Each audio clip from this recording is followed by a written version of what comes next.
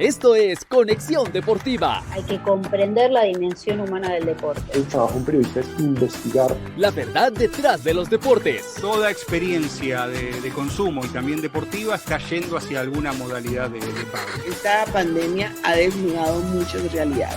Conversaciones desde diferentes puntos de vista. No hay nada más riesgoso que ser muy parecido a otra oferta. En Colombia ser deportista es muy difícil. Conexión Deportiva. La bienvenida para todos a un nuevo episodio de Conexión Deportiva y hoy estamos con un invitado muy importante que creo que ha sido un gran referente para el tema del streaming en toda la etapa y la evolución que ha tenido desde Teis Sports con un programa que era a tarde en la noche y ahora con un tema muy diferente que se habla de deportes y específicamente de fútbol en Vorterix, un canal referente de streaming en la Argentina que muchos han tratado de copiar aquí en el formato colombiano, pero pues lastimosamente no se ha podido. Entonces le damos la bienvenida a Juan Castro, que también está en Conmebol. Es un tema muy interesante que vamos a charlar. Juan, ¿cómo has estado? ¿Cómo va todo? ¿Qué tal, José? ¿Cómo estás? Bueno, primero, gracias por la invitación. Para mí un gusto estar en tu programa, en Conexión Deportiva. Así que, bueno, acá dispuesto para hablar de todo lo que le interese a la gente y a vos, por supuesto. Así es, y es un gusto tenerte. Obviamente el ambiente del streaming en Argentina está a todo furor y ustedes fueron los precursores. Iniciaron con un tema súper pequeño en una página, revolucionaron el tema y después, años después, se dieron cuenta que esto sí funcionaba y hubieran podido seguir haciéndolo. Sí, la verdad que cuando empezamos en streaming, quizás no nos estábamos dando cuenta de lo que estábamos haciendo, porque tal vez nosotros tampoco entendíamos qué era un canal de streaming, quién lo veía y demás. De hecho, yo tengo los recuerdos, empezamos a hacer un programa que fue Arroban, el primer programa de fútbol de streaming en Argentina, allá por el 2014. Era como un estudio de televisión, muy similar, lo que pasa que la puesta en escena era más como la de, no sé, un departamento, una charla de amigos, comiendo algo, tomando una cerveza y hablando. Entonces, tal vez no nos dábamos cuenta que estábamos haciendo un programa, parecía una charla de amigos. Y yo creo que llegamos, viste que hay veces que hay gente que llega tarde a muchas cosas, nosotros llegamos antes, que quizás es lo mismo de malo que llegar después, porque en ese momento mucha gente no entendía, teníamos que explicarle, yo le explicaba a mis familiares, a mis amigos, no, es como un programa de televisión, pero hay que entrar a una página de internet 2 días a la semana, pero es televisión. No, no es televisión, hay pantalla, hay cámaras, hay micrófonos, se trabaja muy profesionalmente, pero no es televisión. Y así empezamos. Y después cuando eso fue evolucionando con el tiempo y ya hoy por hoy es una realidad, ¿no? Hoy la gente sabe que es el streaming, hay canales, hay transmisiones deportivas, y bueno, por suerte hay mucho trabajo también. Y yo creo que Argentina es uno de los países precursores en ese sentido, porque en otros países existe también el streaming, pero quizás no del modo argentino. Así es. ¿Y cómo lo ves ahora de ese inicio a lo que es en la actualidad? Y más que todo en Argentina, porque es que uno los ve, o sea, ya yo soy seguidor de ustedes en No Se Pudo, también en tus columnas cuando estabas en Par en la Mano. Es un tema totalmente diferente, el formato eran 5 personas, 6 personas se sientan, hablan, como una conversación muy relajada, pero esa evolución ha llegado hasta el punto de que están siempre a tope los canales y demás, y se está generando una conversación que en el resto de países, como lo dices, no se ve ese impacto realmente, y hasta los mismos canales de televisión ya quieren copiar el formato. Sí, es verdad. Yo creo que todavía estamos en una etapa de experimentación, más allá de que ya existe una trayectoria en Argentina en cuanto al streaming. De hecho, vos lo mencionaste hoy, el canal Vorterix es el pionero. Hoy me toca trabajar en Vorterix, que empezó allá por el 2011, 2012. Entonces, ya hay una historia del streaming en Argentina, pero al mismo tiempo veo que se siguen probando formatos. Incluso me parece que se acercan mucho más, sobre todo en cuanto a la imagen, en cuanto a la puesta en escena, en las cosas que hay para hacer, en los estudios, en la inversión también. Cada vez se invierte más en cámaras, en micrófonos, en escenografía. Entonces, en ese sentido veo que el streaming se va pareciendo a la televisión. Y por el otro lado veo que también la televisión cada vez hace cosas más parecidas al streaming. Esto de juntar mucha gente en una mesa, hablar de determinado tema y ponerle auriculares cuando quizás en la televisión no es necesario. Entonces veo que los universos se van acercando. Eso para mí me da la pauta de que todavía estamos en una etapa de experimentación y que esto va evolucionando todo el tiempo. Por ahí estábamos acostumbrados a una época donde, no sé, los programas de televisión eran iguales durante 20 años o los programas de radio eran iguales durante 50 años. Y hoy yo creo que el streaming va evolucionando, ¿no? De un año hacia otro va adaptándose y cambiando de formato. Claro, y el impacto se ve, es que el impacto se ve porque hay mucha, o sea, empiezan ustedes a traccionar de una vez la generación de contenido, eso, y hay otros países, incluido Colombia, que empiezan a copiar el formato, pero no resulta. ¿Cuál es la idea que ustedes generan? Porque es que uno se ve, uno los ve más frescos, más naturalmente, como que no es tan forzado. Y aquí, digamos, por ejemplo, desde lo que uno ve aquí en Colombia, hay mucha gente que lo trata de hacer y se ve muy forzado. Eso es un punto que yo siempre les veo a favor cuando están en las conversaciones y cuando se empieza a hablar de deportes o específicamente de fútbol. Sí, eso igualmente creo que se logra, ¿eh? Y no es que se logra sencillamente, me parece que es muy difícil a veces encontrar química entre los integrantes de un programa, por ejemplo. No es tan sencillo. Hay gente que tiene talento para identificar. Bueno, uno de ellos es Lucas Rodríguez, que hace Par en la Mano en Vorterix y que sabe rodearse muy bien de gente. Y quizás él tiene ese ojo para identificar a alguien que es gracioso o que genera buenos momentos dentro de un programa. Entonces él los nuclea y así es como termina siendo Par en la Mano. No es el único programa, por supuesto, que es exitoso y que tiene esa química, pero me parece que es lo más difícil de lograr. Muchas veces veo, no solamente en otros países, en Argentina también pasa, que se arman programas de streaming con gente que es exitosa en redes. No sé, alguien de Twitter, alguien de Instagram o de TikTok o en YouTube incluso. Y bueno, vamos a juntar a uno de acá, uno de acá, uno de acá y los tiran todos a una mesa y después te das cuenta que son personas que no tienen nada que ver entre sí y que quizás no ocupan los roles que deben ocupar si es que uno intenta replicar una conversación, una charla entre amigos y demás. Es muy importante la química. Entonces me parece que eso se logra, pero lleva un tiempo, lleva trabajo. Y por supuesto que en Argentina eso está más laburado, más trabajado, pero precisamente es por el tiempo. En Argentina se hace desde hace muchísimo tiempo. Entonces no pierdo las esperanzas de que en otros países también pueda llegar a replicarse eso. Y Juan, ya desde la perspectiva de que estuviste en televisión y ahora estás en streaming, ¿qué tan fácil es poder tener esos filtros como se tienen en televisión? Porque aquí hay algunas cosas muy polite que no dejan hacer, que sí dejan hacer, que lo regañan porque dicen unas cosas y después se tienen que retractar. ¿Cómo has visto esa diferencia? Que hay una libertad mucho más grande y que realmente ustedes puedan decir lo que les nazca, obviamente pues teniendo cuidado al público hacia donde se dirigen. Mirá, te voy a contar mi experiencia personal. Yo no es que hice televisión toda la vida, yo empecé de grande a hacer televisión en el año 2017. Venía del streaming, donde obviamente al estar con amigos y tomando algo y parecía que no nos veía mucha gente, entonces decíamos cualquier cosa y no pasaba nada. Cuando pasamos a la televisión, a un canal muy popular como lo era en su momento y como lo sigue siendo Teis Sports, obviamente la cosa cambiaba. Primero porque empezás a tener una cantidad de jefes que no te puedo explicar. Un jefe de un jefe de un jefe de un jefe y todos están atentos a lo que vos vas a decir. Y al principio nosotros empezamos haciendo un programa que era estrictamente deportivo, relajado, también era con sillones y con un invitado, hacíamos una entrevista, pero no estaba esa premisa de no, nos vamos a ir a cualquier lugar o vamos a decir cualquier cosa.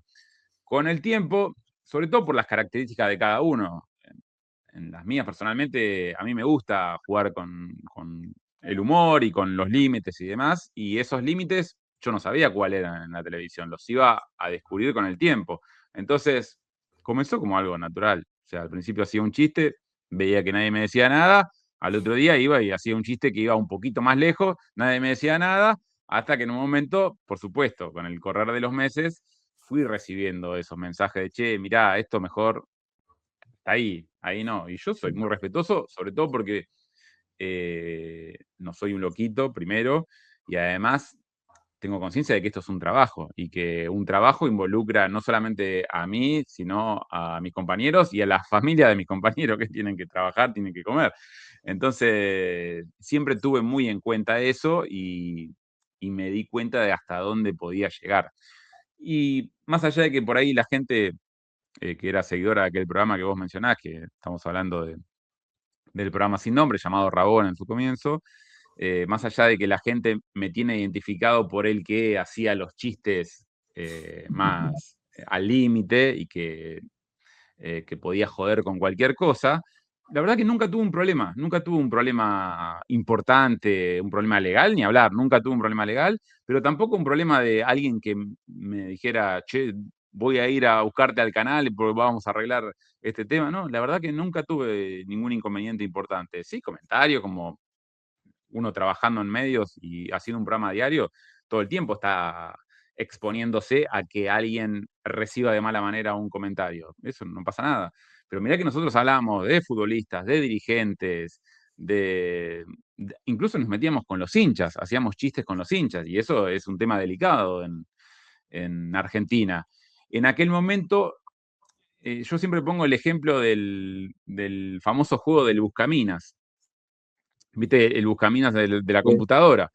Que vos apretás y al principio cuando empezás a jugar se te abre todo porque no hay demasiadas bombas. Hay muchas posibilidades de que no pises en la bomba. Pero claro, ya cuando pasa el tiempo, ya te quedan menos lugares para pisar. Y lo que nos pasó con el programa es que empezamos a pasarle cerca a las bombas y bueno, ahí se fue tornando un poco más difícil. Ese programa lo hicimos durante 4 años. Imagínate que tuvimos tiempo para decir cosas y para jugar con un montón de temas, pero la verdad yo estoy muy orgulloso del programa que hicimos. Y además fue, como vos decís, quizás abrimos esa puerta para que después surjan un montón de otros programas.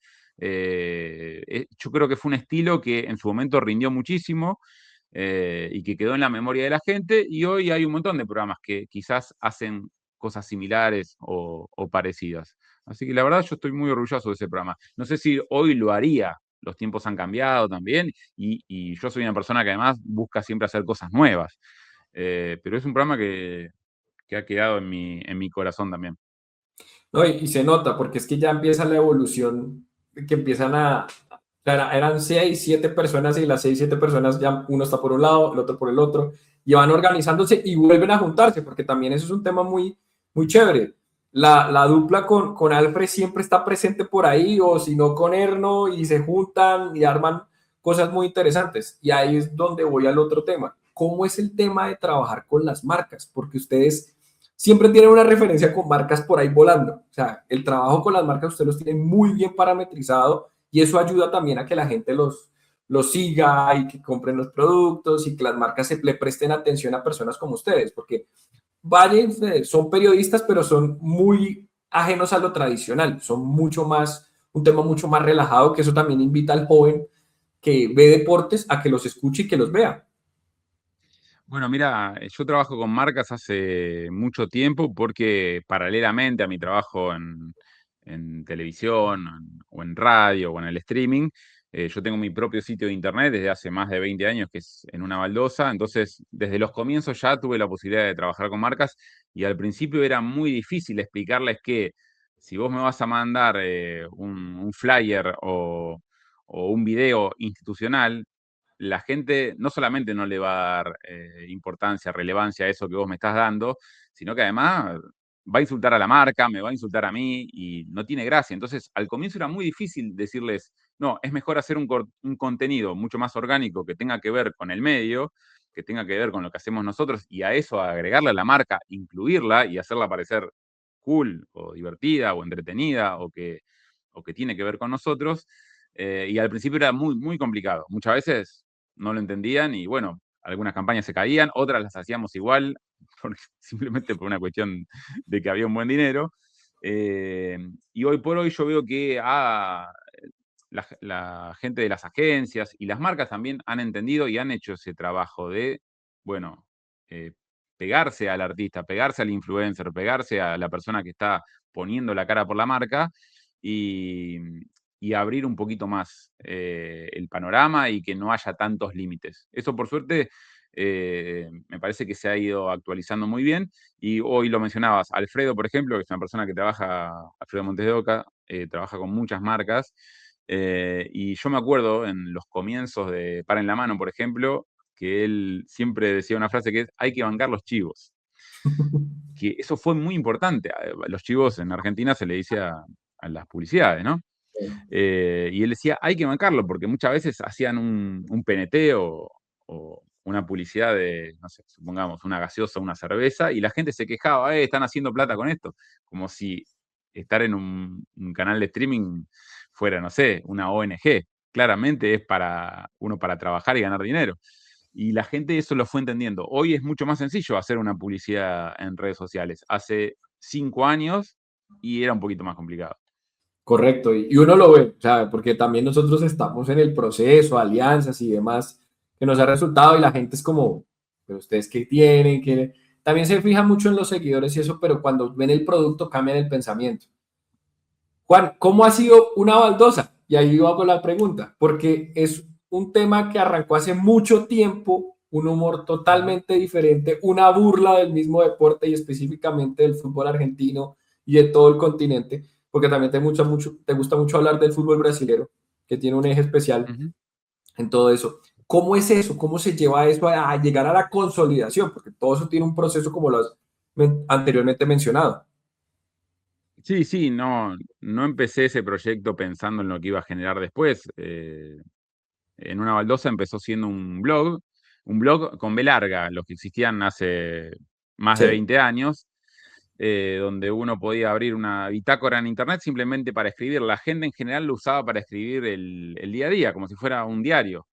Hoy fui a trabajar, fui a tomar un café con un amigo y bueno, contabas tu día ahí, a lo sumo, no sé, recomendabas una canción y demás. Y a mí me parecía, sobre todo por la facilidad, en ese momento, estamos hablando año 2004, para abrir o para tener una página de internet, uno tenía que tener conocimientos de diseño, de HTML, o sea, código. No era tan sencillo tener un sitio de internet. Y lo que hizo Blogger en su momento, o WordPress en su momento también, fue darle a los usuarios la facilidad de tener un sitio de internet. Era muy sencillo. Había que subir un texto y subir una foto. Entonces, yo en aquel momento ya era comentarista y lector de otros blogs que existían, pero veía que no existía algo como en una baldosa, en un sitio que en sus comienzos homenajeaba a jugadores de la década del 80, de los 90, incluso del 2000 también. Y ese fue el comienzo. Y al poco tiempo ya nos empezó a ir bien. Como te decía hoy al comienzo, a los 2 años, por ejemplo, ya tuvimos nuestra primera marca apoyándonos. Y eso yo no sabía lo que era tener un medio de comunicación. Yo ya era periodista, escribía, pero no me sentía dueño de un medio. Y ahí me di cuenta de que estaba haciendo mi propio medio, que tenía algo importante ahí entre las manos. Y bueno, y le empecé a meter trabajo. Eso derivó en muchos otros proyectos, desde un libro, un programa de radio, y que me empezaran a contactar de otros medios por fuera de lo que era internet para trabajar. Y así fue que me llamaron como para ser productor de radio, por ejemplo, o para escribir en revistas o para escribir en diarios. Y eso yo lo aproveché porque soy periodista, esa es mi profesión. Y entonces me di cuenta de que en una baldosa, y al día de hoy lo sigo considerando mi gran proyecto de vida, porque después hice cosas, incluso te diría, más relevantes o que la gente le presta mucho más atención. Trabajé en televisión, bueno, hoy en streaming, soy conductor de un programa, pero sin embargo en una baldosa es mi proyecto y siempre vuelvo en una baldosa. De hecho, a mí hay algo que, por suerte, y es algo que siempre agradezco, la gente muchas veces en la calle, incluso cuando voy a otros países, no sé, ahora fui a la final de la Libertadores el año pasado, y en Perú mucha gente me saluda por la televisión o por el streaming y demás. Sin embargo, nunca me pongo tan contento cuando alguien me saluda por En una baldosa. Cuando alguien me dice, uy, yo me crié leyendo En una baldosa. Y ahí me doy cuenta de lo viejo que estoy primero, ¿no? porque en una baldosa es un sitio que va a cumplir este año 22 años. 22 años. Y cuando alguien me reconoce por en una baldosa, a mí me da un orgullo muy grande, muy importante. Así que te diría que es el gran proyecto de mi vida. Siempre está presente ahí y lo tienes Sí. referenciado de primer lugar, digamos, en tus redes. Eso también uno lo ve que no lo va, puede tener las otras cosas, pero lo primero lo pones en el primer lugar. De hecho, lo que me pasó con una baldosa al comienzo, que ya en el primer año la idea pegó y me empezaron a escribir de muchos países de gente que quería replicar la idea y tener un sitio, como pidiéndome la autorización. Y yo le decía, sí, claro, háganlo, es maravilloso que existe una comunidad. Y llegó a haber una comunidad en su momento de como 8 países de gente que lo hacía, desde uno en México. Bueno, en Colombia existía Bestiario del Balón. Sí. Sí, bueno, y en Uruguay, en Chile, era una comunidad muy importante y bueno, ahí descubrí que había mucha gente que tenía los mismos gustos que yo, que le gustaban los jugadores olvidados, las camisetas extrañas, los partidos insólitos, los equipos malos que se habían ido al descenso, el gusto por esas cositas particulares del fútbol. Juan, ¿y cómo es ahora estar en No Se Pudo? Ya programa de ustedes, porque muchos eran elementos como de parte, par en la mano y terminaron siendo una parte ya con su propio programa.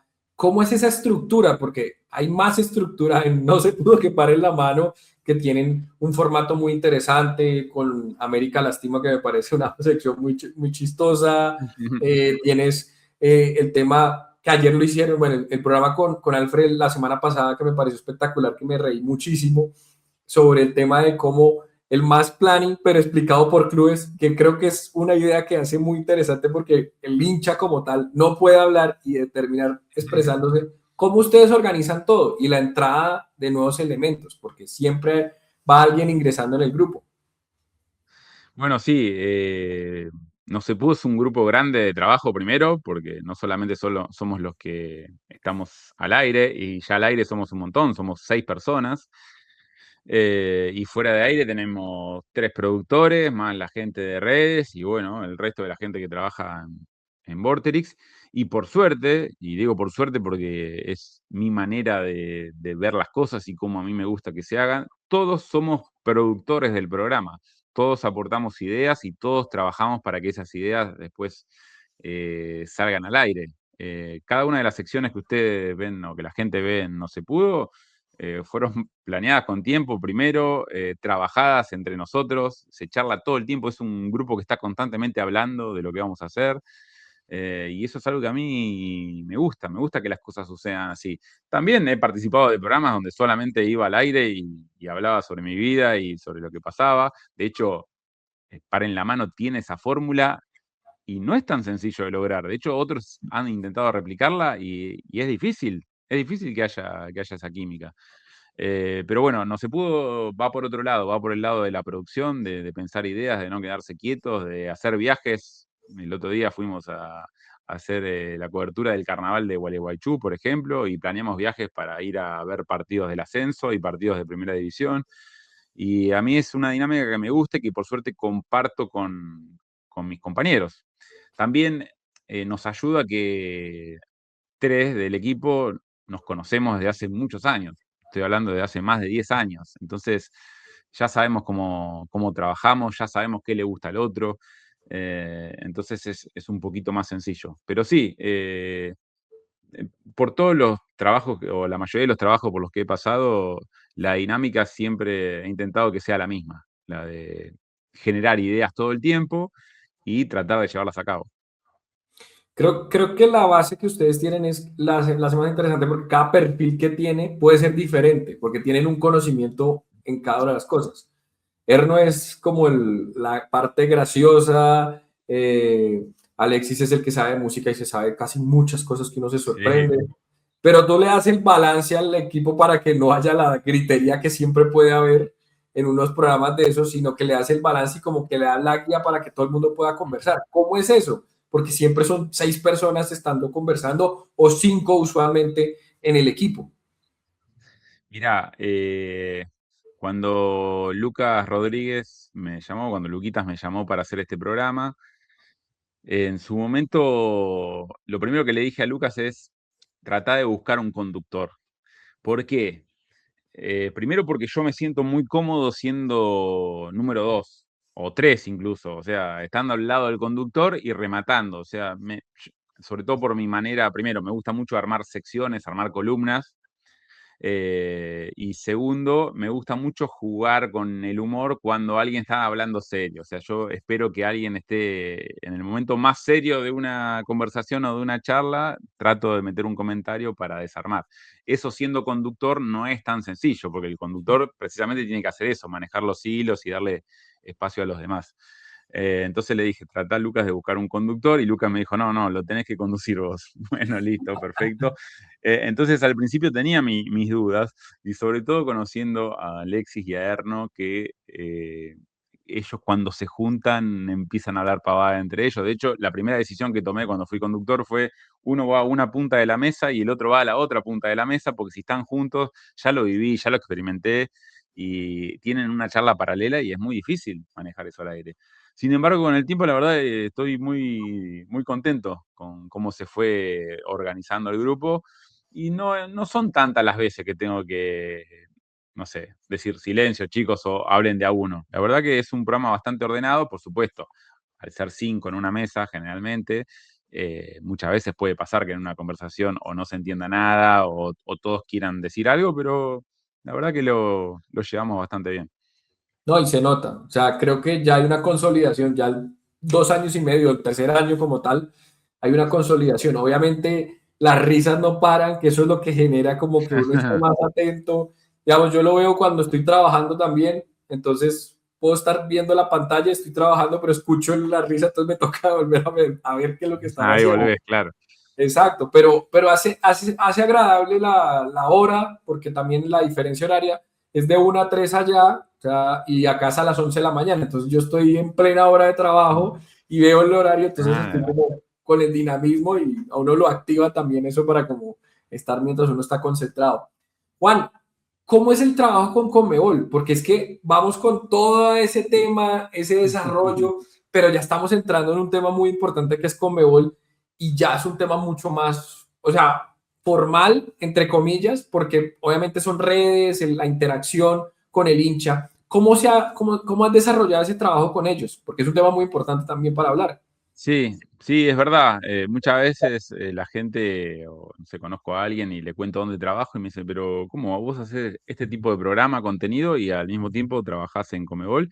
Y yo lo primero que les digo es, cuando me llamaron para trabajar en los contenidos, en los programas de Comebol, yo estaba en mi mayor momento de exposición en la televisión diciendo barbaridades en Teis Sports. Sin embargo, hubo un productor que dijo, no sé, esta persona tiene cualidades como para ser conductor. Y me llamó y me contrató y así empecé, y yo nunca había sido conductor de un programa, y por eso siempre estoy muy agradecido a la gente que me convocó en aquel momento. Estoy hablando del año 2019, y me mandaron al aire en un programa y me encantó. O sea, fui con muchísimos nervios pensando que no lo iba a poder hacer. Simplemente fui porque me parecía que era una buena posibilidad. A mí me gusta trabajar, me gusta hacer cosas nuevas. Y cuando terminé de hacer el primer envío, dije, esto me encanta, es lo que quiero hacer. Y tenía de compañero al Loco Abreu en aquel momento. Y pegamos buena onda, hubo química, y bueno, hicimos el primer año, que fue el 2019, de ese programa, que era el show de la Libertadores. Y a partir de ahí me volvieron a llamar para otros programas, para hacer podcast, para hacer streaming también en aquel momento en el canal de Twitch de Conmebol, y hicimos un montón de cosas, y bueno, y después me empezaron a llevar a las coberturas de las finales, hice todo tipo de programas, y bueno, ya ha pasado el tiempo y estamos en el 2026, imagínate, 7 años, este es mi 7º año trabajando para la gente de Conmebol, haciendo contenidos, y la verdad que yo soy periodista, o sea, más allá de lo que hago en otros medios, yo creo que con el tiempo he aprendido a adaptarme, tengo esa capacidad de adaptarme a diferentes tipos de trabajo. Por supuesto que todo lo que hago tiene mi toque. Si estoy haciendo un programa en Comebol y veo algo que me parece gracioso, lo voy a decir y le voy a dar, quizás no digo una barbaridad, pero sí le doy ese toque gracioso o curioso que tienen todos mis contenidos.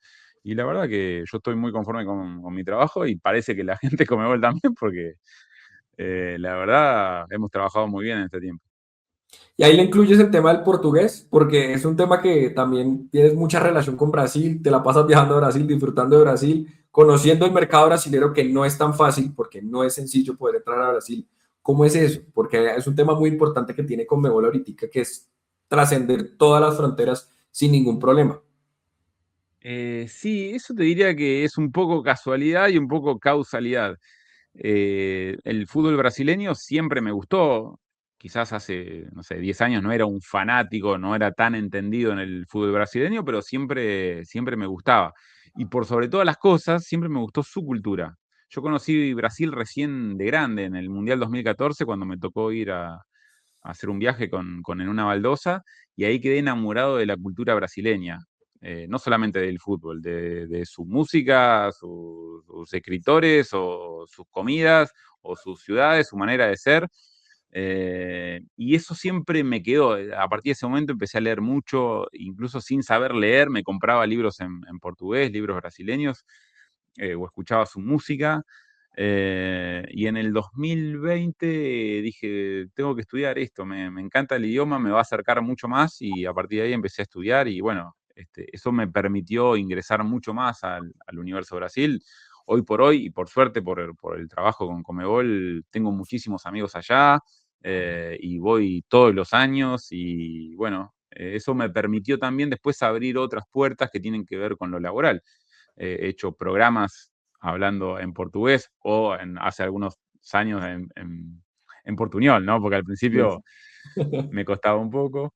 Y la verdad que sí, que sí. Por eso te digo, fue casi sin pensarlo, pero en un momento me di cuenta que ya estaba en ese camino y dije, bueno, vamos por acá, porque la verdad no descarto el día de mañana irme a vivir a Brasil, por ejemplo. Es algo que lo tengo ahí como una idea y creo que podría trabajar en un medio brasileño. Y para ir cerrando, Juan, ¿cuál ha sido la complicación más grande de trabajar en todos estos aspectos? Porque televisión, tu propio blog, temas, streaming, demás, Conmebol. ¿Cuál ha sido la complicación más grande de todas? Y un consejo para ir ya concluyendo la charla, porque creo que esto es una charla más que una entrevista, la verdad. Mira, no soy de detenerme tanto en las complicaciones, dificultades tenemos todo el tiempo, todos los días, entonces nunca me he detenido demasiado. También me considero un afortunado, porque sé que yo le he puesto mucho empeño y mucho trabajo y he tenido épocas duras, y cuando digo épocas duras digo de no tener para comer por dedicarme solamente a esto. Yo en el 2012 yo tenía un trabajo formal. Yo trabajaba en una oficina como todo el mundo, tenía mi horario y en el fines del 2011 yo dije, no, me voy a dedicar a trabajar con internet. En el 2011. Y obviamente me choqué con la realidad. Durante todo el 2012 me morí de hambre porque era muy difícil. Y sin embargo, al año siguiente la rueda empezó a funcionar y ahí empecé bueno, a vivir de esto. Pero sin embargo, ni siquiera en esos momentos, en los peores, me detuve demasiado en las dificultades, siempre teniendo los objetivos por delante y metiéndole y tratando de hacer lo que me gusta. Y el consejo vendría por ese lado, por no abandonar lo que a uno le gusta si el video no tiene demasiadas reproducciones, si el posteo no tiene demasiados likes, si no te sigue mucha gente, si nadie te menciona. Porque primero, el público siempre está. Por más que a vos te guste algo que a vos te parece ínfimo o insignificante o que no le va a gustar a mucha gente, lo que nos está demostrando Internet es que hay mucha gente con nuestros mismos intereses. Y sobre todo en esta época donde ya el algoritmo te muestra cosas muy definidas. Antes, hacer un contenido en Internet era como tirar una botella en el mar. Quizás no lo encontraba nadie. Hoy, si vos haces un contenido muy particular, supongamos que te gustan, no sé, sos fanático de los shorts, los pantaloncitos de fútbol, supongamos. Y vos podés creer que hay gente que le gusta eso y vos lo tirás a internet hoy y llega. Entonces, el el consejo, por decirlo de alguna manera, no soy de dar consejos, pero sí hablo desde mi lugar, desde la experiencia, es hacer lo que te gusta y meterle mucho trabajo. Porque para meterle mucho trabajo a algo que no te gusta, tenés el resto de la vida, el resto de las actividades que muchas veces uno las tiene que hacer por obligación porque hay que pagar las cuentas. Pero si vos le metés mucho trabajo a lo que te gusta, en algún momento eso le va a llegar a mucha más gente. O por lo menos va a haber muchas más posibilidades y vos te vas a quedar tranquilo de que hiciste todo lo que tenías que hacer. Correcto, palabras sabias y lo hemos vivido aquí en Conexión. Arrancamos de una base cero y ya, pues, gracias a Dios, estamos poco a poco. Ahí vamos, pero Bueno, tenemos te felicito por tu programa y por el laburo que le metés. Obviamente estuve viendo los episodios anteriores y me fijé, muy buenas entrevistas, así que felicitaciones. Gracias, no, gracias. Es importante que lo hayas visto y que has sido parte de Conexión también y ahora te tenemos como invitado. Juan, muchas gracias, de verdad, ha sido un placer, un gustazo. Esperamos tenerte aquí en Colombia para la final de la Sudamericana, de verdad que sí, que será un gusto que pudieras estar, si se da, esperemos, porque como todo esto puede cambiar. No se sabe. Exactamente. Esperemos que sí. Pero bueno, te deseamos éxitos, que se pueda repetir otra vez la charla y ojalá que podamos estar nuevamente en una conversación como estas. Te agradecemos mucho. Muchísimas gracias, José. Gracias a toda la gente de Conexión Deportiva, a tus seguidores. Y bueno, nos estaremos viendo la próxima. Esto es Conexión Deportiva. Hay que comprender la dimensión humana del deporte. El trabajo de un periodista es investigar. La verdad detrás de los deportes. Toda experiencia de consumo y también deportiva está yendo hacia alguna modalidad de pago. Esta pandemia ha desnudado muchas realidades. Conversaciones desde diferentes puntos de vista. No hay nada más riesgoso que ser muy parecido a otra oferta. En Colombia ser deportista es muy difícil. Conexión Deportiva.